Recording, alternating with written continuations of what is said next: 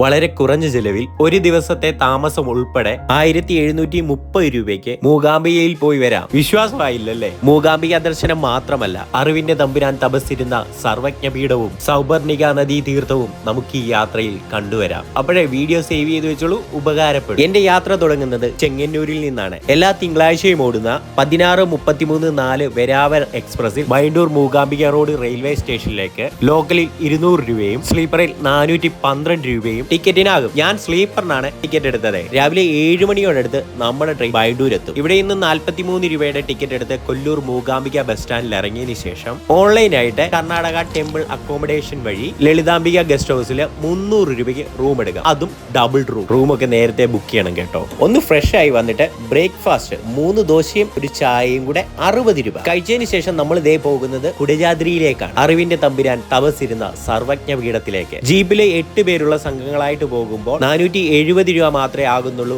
ഒരാൾക്ക്. സർവജ്ഞ പീഠത്തിലെത്തി തിരിച്ചു വന്നതിന് ശേഷം സൗപർണിക നദിയിൽ ഇറങ്ങി കുളിച്ച് വൈകുന്നേരം ക്ഷേത്ര ദർശനവും നടത്താവുന്നതാണ്. ഇവിടുന്ന് തന്നെ ഉച്ചയ്ക്കും വൈകിട്ടും നമുക്ക് സൗജന്യമായിട്ട് ഭക്ഷണവും ലഭിക്കുന്നതാണ്. തിരിച്ച് റൂമിൽ വന്ന് റെസ്റ്റ് എടുത്ത് രാവിലെ ക്ഷേത്രത്തിലെത്തി തൊഴുത് ഭക്ഷണവും കഴിച്ച് ബൈണ്ടൂരിലേക്ക് മടങ്ങിയെത്താവുന്നതാണ്. ഇവിടെ നിന്നും 12 മണിക്കുള്ള 19-260 ഭാവ്നഗർ എക്സ്പ്രസിലെ ചെങ്ങന്നൂരിലേക്ക് മടങ്ങാം. 412 രൂപയാണ് ടിക്കറ്റിനാകുന്നത്. ടോട്ടൽ യാത്രാ ചെലവ് വരുന്നത് 1730 രൂപ മാത്രമാണ്. അപ്പോഴേ ഇതിന്റെ ഫുൾ വീഡിയോ നമ്മുടെ യൂട്യൂബ്, ഫേസ്ബുക്ക് ചാനലുകളുണ്ട്, കയറി കാണാവുന്നതാണ്.